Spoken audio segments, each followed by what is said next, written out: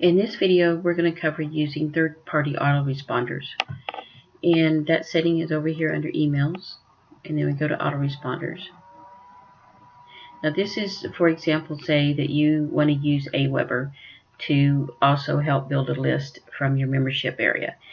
And what it will do is it will automatically add them to your Aweber list once they log in for the first time.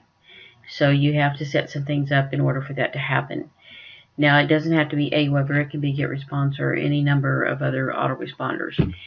And we're just going to do a brief run through here of Aweber because it's a popular one. But what you would put in here is the autoresponder name. So like you could call it Aweber. And then you need the autoresponder post URL, which would be something like this here.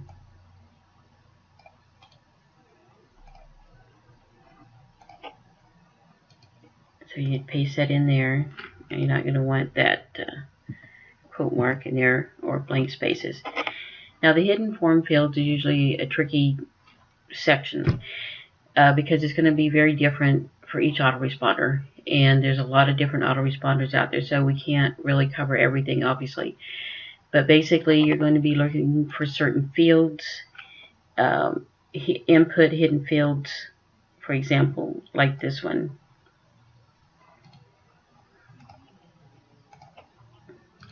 And then you would paste this. Now the way that you would get this code is when you create your form in Aweber, they have an option for you to get raw HTML code. So you need to get the raw HTML code version so that you can get to this type of code. And you really want to streamline it down, so like when you want to generate this code, you want to strip out all this styling and all that stuff because you don't need it, because you're not going to be using an actual form. They're going to be added on the back end. So all that styling of how the form looks and everything, it's not needed. So you just want to get to the nitty-gritty of what you're going to need. So the less code you have to search through, the easier it will be to find what you need if you don't have all that extra stuff in there.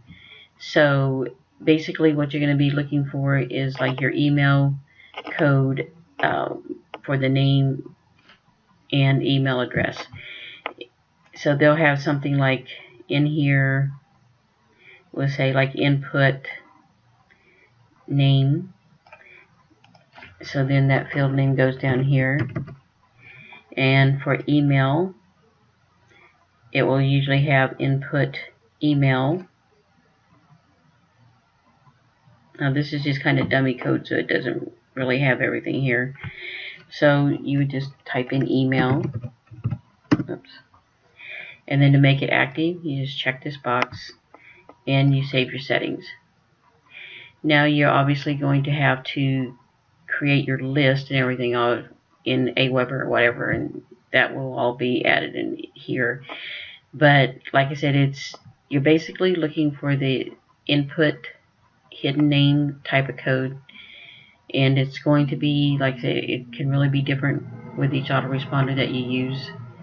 So this is just to give you a general idea, and of course if you need further assistance, we can always help you out with it up on the help desk.